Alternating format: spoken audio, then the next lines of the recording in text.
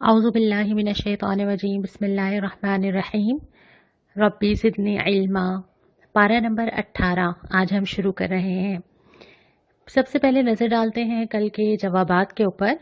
ये जो कल मैंने आपसे सवाल किया था इसके बेशुमार जवाबात हैं, बेशुमार, और हर इंसान के डिफरेंट हैं। मैंने आपसे पूछा था कि लाभ किसे कहते हैं। कल हमने ये तारीफ भी पढ़ ली थी कि लाभ हर वो चीज़ है जो आपके वक्त का बहुत बड़ा हिस्सा ले जाए, आपका माल ले जाए, आपको मशगूल रखे, आप बहुत बिजी हो लेकिन एट द एंड उसका कोई फ़ायदा नहीं है। तो जो चीज़ें हैं इसमें से जो टॉप ऑफ द लिस्ट हैं ये आपके सामने लिखी हुई हैं। सोशल मीडिया है, इसमें अपनी आईडी, दूसरों की आईडी चेक करना, ग्रुप्स, हमारे डिफरेंट जिन जिन को हमने फॉलो किया हुआ है, हमारा इंस्टाग्राम है, स्नैपचैट है, सारी चीज़ें इसके अंदर शामिल हैं। जो पेजेस हमने लाइक किए हुए हैं ऑब्वियसली। फिर उसके बाद शॉपिंग, कभी वाकई शॉपिंग, कभी विंडो शॉपिंग, कभी ऑनलाइन शॉपिंग। उसके बाद आ जाता है कुकिंग, एक रेसिपी, दो रेसिपीज़, मुश्किल मुश्किल रेसिपीज़। उसके बाद आ जाता है घर की सजावट, यानी घर में इतने डेकोरेशन पीसेस हों कि मुझे उनको साफ़ करने में ही पूरा दिन लग जाए। फिर उसके बाद आता है चैटिंग और गॉसिप्स जो हमें पसंद आती है, हम बोलते जाएं, सुनते जाएं। उसके बाद है नींद जो बहुत ज़्यादा आती है। फिर है कपड़ों की डिज़ाइनिंग, पहले प्रिंट हो, फिर लेसेस हो, फिर और एसेसरीज उसके साथ हो।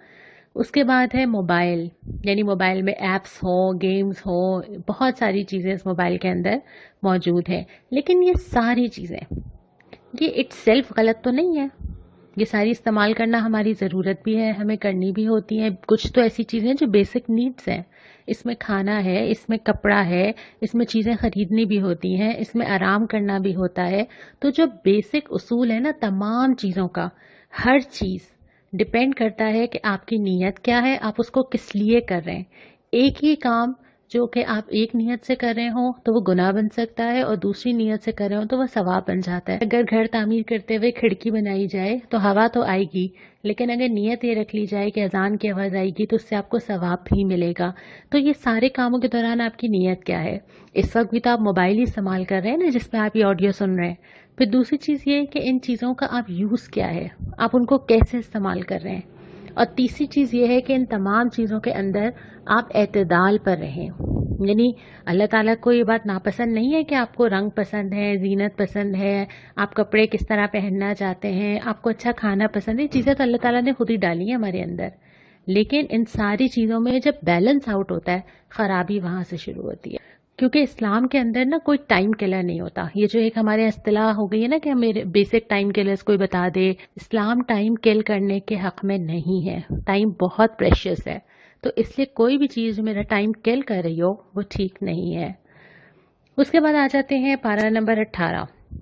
ये पारा इंतहाई अहम है, और शुरू में हम थोड़ा सा जल्दी चलते हैं क्योंकि उसके बाद एक बहुत अहम सूरत शुरू होने वाली है।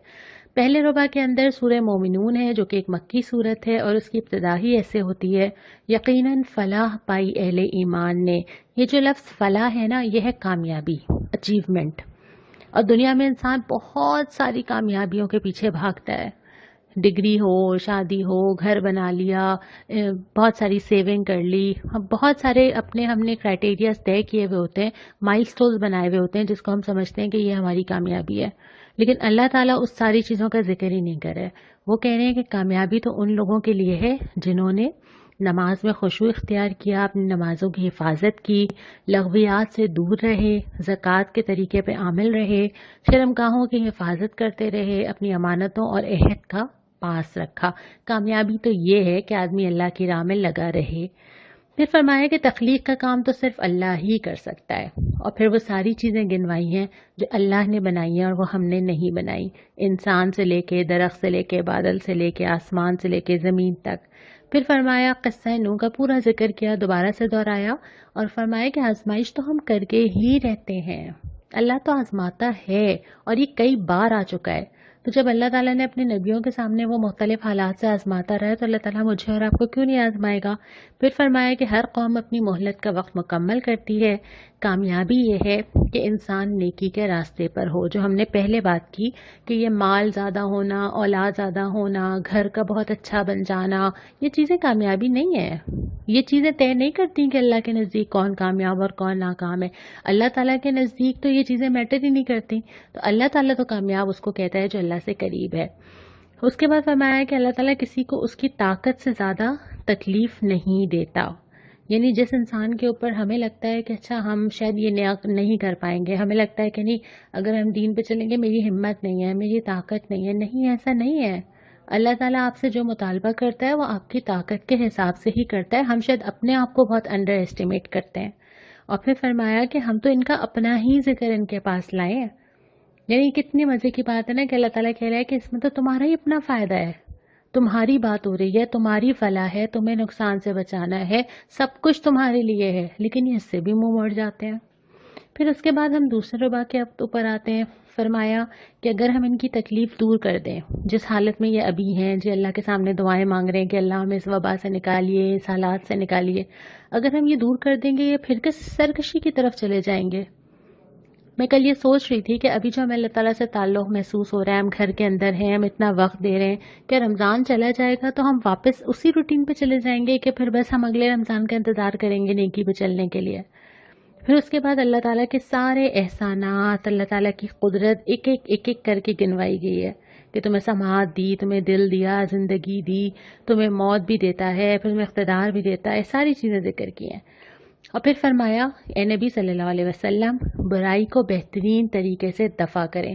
فرمایا تو آپ صلی اللہ علیہ وسلم کے ساتھ تھا، لیکن اس سے ہم سب کے لیے اصول ملتا ہے کہ اگر کوئی بھی برائی کرے، آپ کو اختیار ہے، کوئی آپ کے ساتھ برا کرتا ہے تو آپ اس کو روک سکتے ہیں، آپ جواباً اس کو منع کر سکتے ہیں. لیکن اللہ تعالیٰ چاہتا ہے کہ ریٹرن بہتر ہو.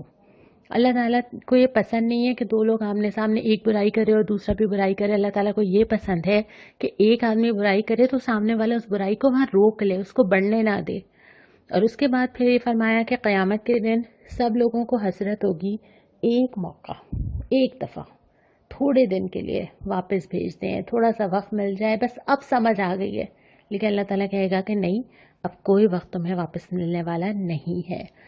یہاں سے ایک انتہائی اہم موضوع شروع ہو رہا ہے اور وہ ہے سورہ نور. سورہ نور کا یہاں سے آغاز ہو رہا ہے اور یہ وہ صورت ہے جو ان حالات میں نازل ہوئی جب نبی کریم صلی اللہ علیہ وسلم کی زوجہ حضرت عائشہ کے اوپر کردار پر الزام لگایا گیا.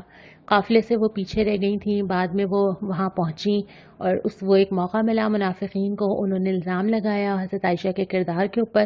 اور یہ بات ہمیں تاریخ میں بہت جگہ ملتی ہے کہ اگر کوئی دین کی طرف بلاتا ہے تو سب سے پہلے لوگ اس کے کردار کو ٹارگٹ کرتے ہیں. تو نبی کریم صلی اللہ علیہ وسلم کے اوپر بھی الزام لگا، آپ کی اہلیہ کے اوپر لگا، اور اس کے بعد آپ بہت پریشان بھی رہے.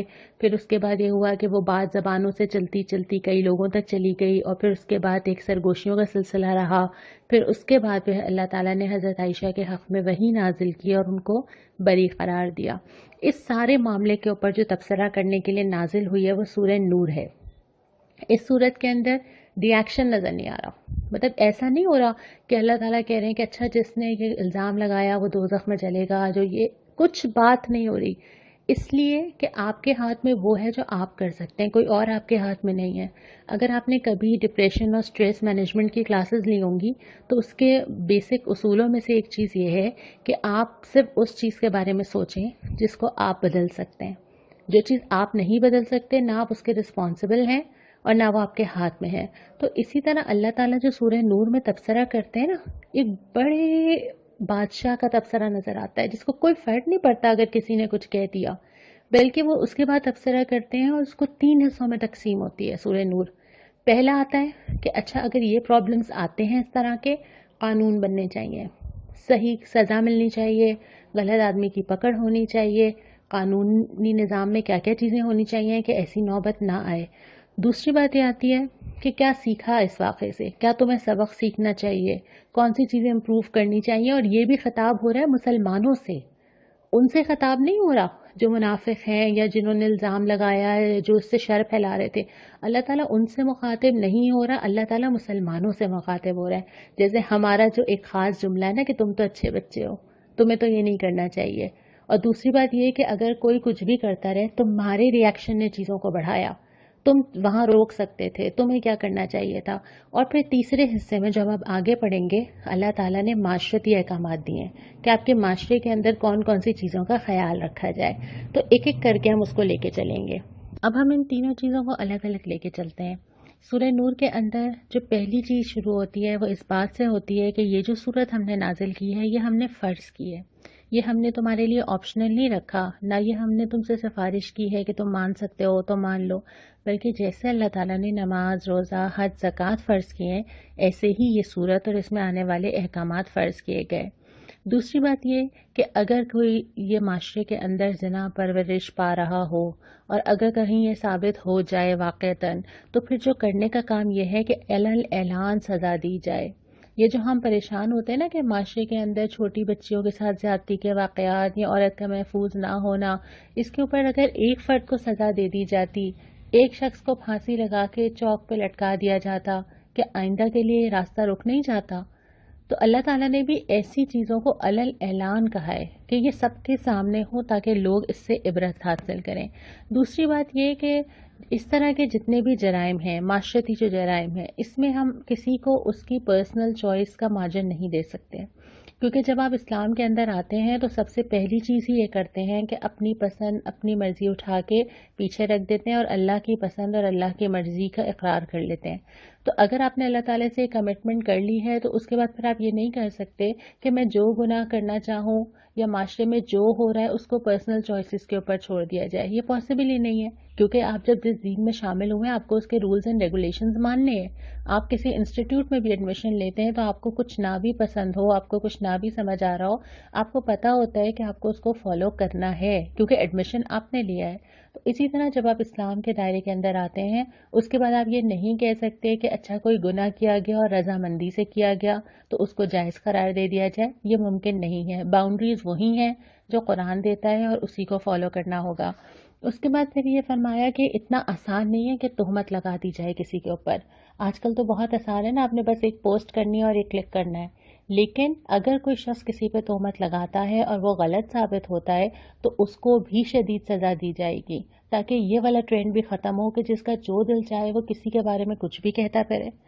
اس کے بعد پھر مسلمانوں کی طرف رخ کرنے سے پہلے ایک قانون اور آیا ہے، اور وہ قانون یہ ہے کہ اگر یہ معاملہ میاں بیوی کے درمیان ہو جائے، دوسری چیزوں میں تو یہ ہو سکتا ہے نا کہ معاملہ کسی کے بارے میں سالو نہیں ہو رہا، پتہ نہیں چل رہا، چیزوں کے بارے میں ڈاؤٹ ہے تو شاید چھوڑا جا سکتا ہو، لیکن میاں اور بیوی کے درمیان یہ ممکن نہیں ہے، کیونکہ ایک پوری فیملی، ایک پورا خاندان ہے جو انہوں نے لے کر چلنا ہوتا ہے اور اس کے اثرات نسلوں تک جاتے ہیں۔ تو اگر دونوں میاں بیوی کے درمیان یہ بات ہو کہ کسی ایک کو یہ یقین ہو کہ اس کے ساتھ اس کا شوہر یا اس کی بیوی مخلص نہیں ہے، تو وہ عدالت میں جائیں گے، قسم کھائیں گے، اقرار کریں گے۔ یہ مرد بھی لے کے جا سکتا ہے عدالت میں اور عورت بھی لے کے جا سکتی ہے، اور اس کے بعد دونوں قسمیں کھائیں گے اور آخری قسم یہ کھائی جائے گی کہ اگر میں جھوٹا یا اگر میں جھوٹی ہوں تو مجھ پر اللہ کی لعنت ہو۔ اور اس کے بعد جب وہ یہ قسمیں کھا چکیں گے اور یہ محسوس ہو چکا ہوگا کہ اب ان دونوں کے پاس واپسی کا کوئی راستہ نہیں ہے، تو پھر عدالت کا یہ کام ہے کہ وہ دونوں کے درمیان طلاق کروائے گی، علیحدگی کروائے گی۔ اور یہ تینوں چیزیں جو ابھی ہم نے پڑھی، یہ وہ کام ہیں جو گورنمنٹ لیول پہ ہونے ہیں، لیکن کچھ رسپانسبلٹی تو پرسنل لیول پر بھی بنتی ہے نا، ہم سب کی بھی تو بنتی ہے نا، کہ اگر ہم کوئی ایسی بات دیکھیں سنیں تو ہمیں کیا کرنا چاہیے۔ پہلے تو یہ فرمایا کہ واقع افق کو، اس الزام لگانے کا جو واقعہ تھا حضرت عائشہ کے اوپر، اس کو تم شر نہیں خیر سمجھو۔ بہت سارے واقعات ایسے ہوتے ہیں جس میں دونوں پہلو ہوتے ہیں، اللہ تعالیٰ شر سے خیر اور خیر سے شر نکالتا ہے، اور ہم بہت بعد میں جا کے ریئلائز کرتے ہیں۔ جیسے ہمارے ابھی کے حالات ہیں، مشکل میں تو ہیں بہت زیادہ، لیکن اس سے بہت ساری پازیٹیو چیزیں بھی آئی ہیں۔ ہم نے اپنا جائزہ لیا ہے، اپنے اوپر غور کیا ہے، کہاں وقت لگ رہا تھا، پیسہ کہاں جا رہا تھا، ہمیں اپنی فیملیز دوبارہ نظر آنا شروع ہو گئی ہیں، ہم آپس میں ایک دوسرے کے ساتھ ٹائم گزار رہے ہیں، ہم اپنے آپ کو ڈسکور کر رہے ہیں بہت ہی مصروف زندگی کے بعد۔ تو ہر چیز کے اندر دونوں پہلو ہوتے ہیں۔ اس واقعے کے اندر سے بھی خیر جو نکلا ہے وہ سورہ نور ہے، کہ اللہ تعالیٰ نے وہ احکامات سارے نازل کیے، پھر لوگ کھلے، پھر لوگوں کے آنے والے مسائل کا لوگوں کو اندازہ ہوا، اللہ تعالیٰ نے رہنمائی کی۔ تو ہر چیز میں صرف شر ضروری نہیں ہے، اس کا کوئی خیر کا پہلو بھی ہو سکتا ہے۔ دوسری بات یہ کہ جس نے اس میں جتنا حصہ لیا اتنا ہی اس نے گناہ سمیٹا۔ واقعات تو آتا ہے گزر جاتا ہے، یہ واقعات معاشرے کے اندر بھی ہوتے ہیں، یہ واقعات خاندانوں کے اندر بھی ہوتے ہیں، گھروں کے اندر بھی ہوتے ہیں، کہ کسی بھی بات کو اتنا آسان نہ سمجھا جائے کہ میں نے کہیں سے سنا اور کسی سے کہہ دیا، میں نے کچھ اندازہ لگایا اور کوئی بات پھیلا دی، بلکہ جس نے جتنا حصہ لیا کسی بھی طرح تو وہ اس کا جو ہے وہ گناہ سمیٹے گا۔ اس کے بعد یہ، تم لوگوں نے نیک گمان کیوں نہیں کیا؟ جو پہلا تم لوگوں کے دل میں خیال آنا چاہیے تھا وہ یہ تھا کہ نہیں، ایسا نہیں ہو سکتا۔ اور پہلے تم لوگوں کو جو اللہ تعالیٰ نے فرمایا بھی ہے نا، آگے ہم پڑھیں گے، ابھی سورہ حجرات بھی آئے گی، کہ تم لوگوں کو تو کام یہ تھا کہ تم 70 دفعہ نیک گمان کرتے، تم کہتے کہ نہیں ایسا ہو نہیں سکتا، تم لوگوں نے فوراً اس کو قبول کیوں کر لیا؟ اس کے بعد اگلی چیز یہ تھی کہ جنہوں نے الزام لگایا ہے تو وہ گواہ لائے، ان کے پاس پھر الزام لگانے کے لیے کوئی سالڈ وجہ ہونی چاہیے۔ ہمارے پاس یہ چیز الٹی ہوتی ہے، ہمارے پاس یہ ہوتا ہے کہ کوئی جو چاہے الزام لگا دے اور اس کے بعد اپنے آپ کو ڈیفینڈ کرنا اس آدمی کا کام ہے کہ وہ بتائے کہ وہ واقعی اس نے ایسا کیا ہے یا نہیں کیا ہے نا۔ تو اصول تو یہ ہے کہ جو الزام لگانے والا ہوگا اس کے پاس وجوہات ہونی چاہیے، اس کے پاس ثبوت ہونا چاہیے، اور اگر وہ غلط ہوگا تو پھر اس کو بھی سزا کے لیے تیار رہنا چاہیے۔ پھر ایک اور تنبیہ یہ کی کہ تم لوگ ایک زبان سے دوسری زبان لیتے چلے جا رہے تھے، اور ہم جانتے ہیں نا یہ ہمارے ساتھ ہوتا ہے، یہ جو ہم نے پہلے بھی بات کی تھی کہ جو گوسپس کا شوق ہے، یہ جو شیئر لائک کرنے کا شوق ہے، یہ جو ہم گھنٹوں گھنٹوں گفتگو کرتے ہیں جس میں ہم بہت ساری چیزیں ادھر سے ادھر ادھر سے ادھر ہوتی چلی جاتی ہے نا۔ تو ایک تو زبان کا پہلے بھی آیا تھا کہ زبان کی حفاظت کرنا بہت ضروری ہے، دوسری بات یہ کہ خاص طور پہ جب کسی کی عزت کا معاملہ ہو، بہت سارے معاملات ایسے ہوتے ہیں جس میں ہم اگر اظہار خیال نہ کریں تو کوئی فرق نہیں پڑتا، بہت ساری چیزیں ایسی ہوتی ہیں جو ہم آگے بات نہ کریں تو کوئی فرق نہیں پڑتا، اور بعض دفعہ یہ بھی ہو سکتا ہے کہ ہمیں جو چیز معلوم ہوئی ہے وہ سچ ہے، ضروری نہیں ہے کہ ہم جھوٹ ہی آگے کہیں، لیکن بعض سچ بھی اگر آگے نہ کہے جائیں تو کوئی فرق تو نہیں پڑتا۔ بعض واقعات پتہ چل جائیں آپ کو، فیملیز کے اندر آپ کو کچھ چیزیں پتہ چل گئی ہیں، کسی کے کوئی پرابلمز ہیں جو آپ کو پتہ چل گئے ہیں، دو لوگوں کے درمیان میں کوئی ایشوز ہیں جو ہمیں معلوم ہو گئے ہیں، کیا ضروری ہے کہ ڈسکس کیا جائے؟ کیا ضروری ہے کہ وہ چیز میری زبان سے کہیں اور ضرور جائے؟ یہاں پہ اللہ تعالیٰ نے اس کو روکا ہے۔ اس کے بعد پھر ہم آگے آتے ہیں معاشرتی احکامات۔ ایک چیز ہو گئی جو حکومت نے کرنی تھی، ایک تھی جو پرسنل لیول پہ کرنی تھی، ایک وہ ہے جو معاشرے کے اندر چیزیں بدلنے کی ضرورت ہے کہ ہمارے ہاں کچھ چیزیں رواج پا جائیں تاکہ جو ہے وہ کچھ حدود اور قیود برقرار رہیں۔ پہلی چیز یہ تھی کہ یہ حضرت ابو بکر صدیق نے وہ کسی کی مدد کیا کرتے تھے اور اس کے بعد انہوں نے قسم کھائی کہ میں مدد نہیں کروں گا کیونکہ انہوں نے حضرت عائشہ پہ الزام لگانے والوں کا ساتھ دیا ہے، تو اس پہ اللہ تعالیٰ نے آیت دی تھی کہ نہیں تم ایسا نہ کرو، جو لوگ کسی صاحب حیثیت ہوں اور کسی کی مدد کر رہے ہوں تو وہ اپنی مدد جاری رکھیں، اور سوال یہ کیا ہے، تم نہیں چاہتے کہ اللہ تمہارے ساتھ رحمت کا سلوک کرے؟ ہم چاہتے ہیں نا کہ اللہ تعالیٰ ہماری ساری چیزیں چھوڑ دے، ہم جو کرے معاف ہو جائے، لیکن لوگوں کے ساتھ ہم یہ معاملہ کرنے پہ تیار نہیں ہیں، لوگوں کی ہم چھوٹی سے چھوٹی چیز معاف کرنے پہ تیار نہیں ہیں۔ تو جو معاملہ جو حدیث بتاتی ہے نا، جو زمین والوں پہ رحم کرے گا آسمان والا اس کے اوپر رحم کرے گا، تو وہی معاملہ ہم لوگوں کے ساتھ بھی کریں۔ اگلی چیز ہے کہ بلا اجازت گھروں میں داخل ہونے کی ممانعت، اس سے بہت ساری چیزیں نکلتی ہیں۔ ایک تو یہ ملتا ہے کہ آپ گھروں کے اندر جائیں تو آپ اجازت لیں، اور اگر اجازت نہ ملے تو آپ خوش دلی کے ساتھ واپس آ جائیں، اس پہ اعتراض نہ کریں کہ کیوں اجازت نہیں دی جا رہی۔ دوسری بات یہ کہ کتنی دفعہ اس کی بہت ساری ہمیں شرح میں ڈیٹیلز ملتی ہیں کہ 3 دفعہ پکارا جائے۔ اب اگر آپ اس کو 3 دفعہ بیل بجانے پہ کر لیجئے کہ 3 دفعہ بجائی جائے، اور اگر 3 دفعہ جواب نہیں آتا تو پھر آپ خوش دلی سے واپس آ جائیں۔ دوسری بات، اس میں بہت ساری چیزیں اس کی ذیل میں آ جاتی ہیں۔ اس کا مقصد یہ ہے کہ کسی بھی شخص کی پرسنل پرائیویسی یا پرسنل سپیس کا خیال رکھا جائے۔ اب اس کے اندر یہ بھی آتا ہے کہ آپ کسی کے گھر جھانک رہے ہیں، آپ کے گھر سے کسی کے گھر نظر آتا ہے تو آپ جھانک جھانک کے دیکھ رہے ہیں کہ وہاں پہ کیا ہو رہا ہے۔ اس میں وہ سٹاک کرنا بھی آتا ہے کہ آپ نے کسی کی فیس بک جا کے چیک کیا، آپ نے جا کے دوسروں کے آئی ڈیز پہ چیک کیا کہ وہ کیا شیئر کر رہے ہیں، کسی کا فون کھولا مل گیا تو جا کے چیک کیا، چاہے وہ آپ کے گھر والے، آپ کے شوہر بیوی، آپ کے بچے ہی کیوں نہ ہوں۔ اس کے بعد یہ کہ آپ کسی کے میسیجز چیک کر رہے ہیں خاموشی کے ساتھ۔ پھر اس میں یہ بھی ہے کہ اگر آپ جا رہے ہیں اور آپ پوچھا جا رہا ہے کہ کون، تو اپنا نام بتائیے، یہ نہ کہیے کہ میں۔ پھر یہ بھی ملتا ہے کہ گھروں کے اندر بھی احتیاط کی جائے، اور اس میں ٹیلی فونز بھی شامل ہیں کہ اگر آپ کسی کو کال کر رہے ہیں اور وہ آپ کی کال پک نہیں کر رہا تو آپ بار بار رنگ نہ کریں، آپ انتظار کریں کہ وہ آپ کو کال بیک کر لے۔ تو ہر ایک کی جو ایک پرسنل پرائیویسی ہے نا، اس کا خیال رکھنا بہت ضروری ہے۔ اور اس کے بعد میں مرد اور خواتین دونوں کے لیے ہدایت ہے. دونوں کو الگ الگ مخاطب کیا ہے کہ اپنی نظریں بچا کے رکھیں اور اپنی شرمگاہوں کی حفاظت رکھیں. یعنی اپنے کردار کا خیال وہ خود رکھیں، اور اگر وہ باہر نکلتے ہیں اور ان کی نظر پڑ ہی جاتی ہے تو وہ اس نظر کو فوراً نیچے کر لیں. اس میں مردوں کے لیے بھی ظاہر اجازت نہیں ہے کہ وہ کسی کو بھی ہراس کریں، کسی کو بھی دیکھیں، اور خواتین کے لیے بھی اجازت نہیں ہے کہ وہ بہت زیادہ مردوں کو دیکھیں الا یہ کہ ضرورت ہو، ضرورتاً ہو.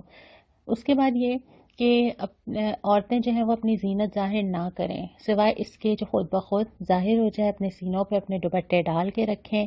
یہاں پہ اللہ تعالیٰ نے، کیونکہ دونوں مردوں اور عورتوں دونوں جنسوں کو اللہ تعالیٰ نے ایک دوسرے سے اٹریکٹ کیا ہے. اگر اللہ تعالیٰ یہ نہ کرتے نا تو ہمارا فیملی سسٹم نہیں چل سکتا تھا. دونوں ایک دوسرے کی ضرورت محسوس کرتے ہیں، دونوں ایک دوسرے کو کمپلیٹ کرتے ہیں. اس وجہ سے ہی دونوں نکاح کی ضرورت محسوس کرتے ہوئے خاندان کی بنیاد رکھتے ہیں. لیکن وہی چیز جو اللہ تعالیٰ نے ان کے اندر کشش رکھی ہے وہ جائز رشتے میں ہوتی ہے تو باندھ کے رکھتی ہے، لیکن اگر وہ کسی رشتے کے بغیر ہوتی ہے تو وہ معاشرے میں فحاشی اور بہت ساری دوسری غیر اخلاقی چیزوں کا سبب بن جاتی ہے. تو اس کا راستہ روکنے کے لیے کچھ چیزیں بتائی گئی ہیں.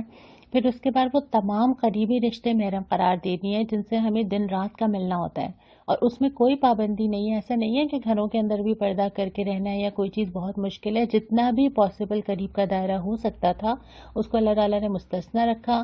اس میں ہمارے لیے آسانی بھی ہے اور اس میں ہمارے لیے احترام بھی ہے کہ اس وجہ سے ہمارے آس پاس ہماری حرمت قائم ہوتی ہے. یعنی خواتین اور مرد جو آپس میں محرم ہوتے ہیں وہ سب ایک دوسرے کو رسپیکٹ کرتے ہیں اور ایک دوسرے کا احترام کرتے ہیں.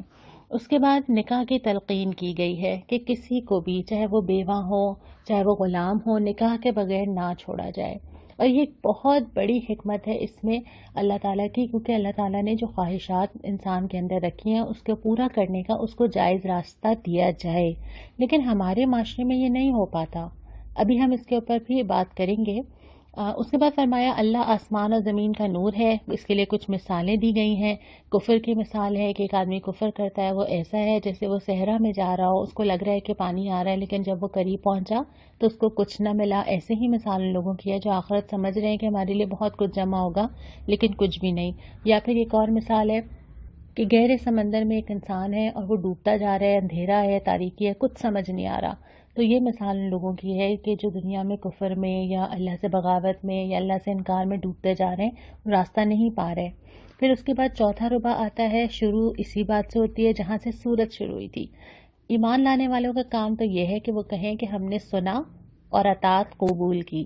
اگر مگر کیا کیوں کیسے، یہ ایمان لانے والوں کا کام نہیں ہے. اس کے بعد اہل ایمان سے اللہ تعالیٰ نے 3 وعدے کیے ہیں کہ اللہ تعالیٰ نے زمین میں خلیفہ بنائے گا، دین کو ان کے لیے قائم کرے گا، ان کے خوف کو امن سے بدل دے گا. لیکن شرط وہی ہے کہ اہل ایمان جو ہے وہ ایمان کے اس توقع پہ پورے اتریں جو پورا قرآن ہمیں بتاتا ہے. پھر معاشرتی احکامات آتے ہیں کہ گھروں کے اندر بھی کچھ حدود ہیں. گھر کے اندر بھی اگر کوئی ملازم ہے، اگر بچے ہیں، بچے ڈفرینٹ ایج گروپ کے ہیں، ٹین ایجز ہیں، تو ان بچوں کے ساتھ بھی آپ کو کچھ حدود بنانی ہے کہ اگر مخصوص اوقات ہیں تو وہ اجازت لے کر آئیں. بعض اوقات ایسے ہیں کہ آپ کمفرٹیبل نہیں ہیں یا آپ اس طرح کا لباس ہے کہ جس میں بچوں کا نہ آنا بہتر ہے، یا یہ کہ آپ کو کچھ اوقات ایسے ہیں جس میں آپ کو ضرورت ہے کہ آپ کی چیزیں تھوڑی پرائیویٹ ہوں، تو پھر آپ اس صورت میں جو ہے وہ کچھ لمیٹیشن ضرور بنائیں کہ کن کن اوقات میں اگر کوئی آتا ہے تو اجازت لے کر آئے. پھر اس کے بعد بزرگ خواتین کے لیے رعایت دی ہے پردے کی کہ اگر وہ اپنی چادریں نہ لیں تو کوئی مذاکرہ نہیں ہے، لیکن حیا کریں تو ان کے لیے ہی اچھا ہے. پھر اس کے بعد ایک اور چیز یہ کہ ایک دوسرے کے گھر میں کھانے پینے میں کوئی حرج نہیں ہے. ایسا نہیں ہے کہ اگر آپ گھر کے اندر مرد الگ بیٹھیں گے، خواتین الگ بیٹھیں گی، یا اسلام نے جو پردے کا ایک نظام دیا تو اس کا یہ مطلب نہیں ہے کہ لوگ ملنا جلنا چھوڑ دیں گے. اس کا یہ مطلب نہیں ہے کہ ہمارا معاشرتی نظام متاثر ہوگا. ایک دوسرے کے گھر آنا جانا، ایک دوسرے کے گھر کھانا، خوش دلی سے ملنا، یہ سب چیزیں ہونی چاہیے. اگلی چیز یہ کہ جب تم گھروں میں داخل ہو تو سلام کیا کرو. اس سے یہ ہوگا کہ گھر والوں کو پتہ چل جائے گا کہ تم داخل ہو رہے ہو. اچھا، ایک اور چیز اسی سے ریلیٹڈ ہم یہاں پہ بات کر لیتے ہیں. پہلے یہ ہدایت کی تھی کہ بلا اجازت نہ ہو، یہاں پہ یہ ہے کہ سلام کر کے آؤ. لیکن جو پبلک پلیسز ہیں وہ اس سے مستثنی ہے نا. کوئی ایسی جگہ ہے، مسجد ہے، کمیونٹی ہال ہے جہاں لوگ آتے جاتے رہتے ہیں، لائبریری ہے، تو اس کے بارے میں یہ ذکر نہیں ہے.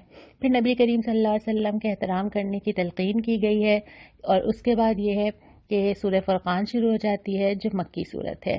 اور شروع ہی ایسے ہوتی ہے کہ بہت بابرکت ہے وہ جس نے یہ فرقان نازل کیا. فرقان کہتے ہیں ایسی چیز جو چھانٹ دے، الگ الگ کر دے، بالکل صاف صاف کہ حق کیا ہے، باطل کیا ہے، صحیح کیا ہے، غلط کیا ہے. تو یہ قرآن وہ چیز ہے. پھر اللہ کی قدرت کا ذکر کیا گیا ہے اور آخرت کی یاد دہانی کروائی گئی ہے. باقی سورہ فرقان کا حصہ انشاءاللہ ہم کل پڑھیں گے. جو سوال مجھے آج آپ سے کرنا ہے وہ یہ ہے کہ اس میں تو ہم نے پڑھا کہ نکاح کو رواج دو نا، اور حدیثوں میں بھی ہم نے پڑھا نکاح من سنتی، نکاح میری سنت ہے. یہ بھی ہم نے پڑھا کہ جو اسباب نہ پاتا ہو اس کو اسباب فراہم کیے جائیں کہ وہ نکاح کر لے، اور معاشرے میں بغیر نکاح کے چھوڑنا پسند نہیں کیا گیا. کیا وجہ ہے کہ ہمارے ہاں نکاح ایک بہت مشکل چیز ہے؟ یعنی کس چیز نے مشکل بنا دیا ہے؟ آپ مجھے بتائیے کہ وہ کون سی چیزیں ہیں جس کی وجہ سے آج کل شادی کرنا یا نکاح کرنا بہت مشکل کام بن چکا ہے. جو دعا تھی وہ آج 3 دعائیں آئی تھیں، تینوں ہی سورہ مومنون میں سے تھیں. اس میں سے جو ایک دعا وہ ہم پڑھ کے اختتام کرتے ہیں. آپ ضرور یہ دعائیں یاد کر رہے ہوں گے. ربی اعوذ بک من ہمزات الشیاطین واعوذ بک ربی ان یحضرون.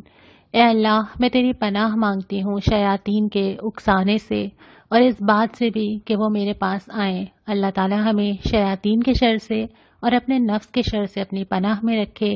وآخر دعوانا ان الحمد للہ رب العالمین.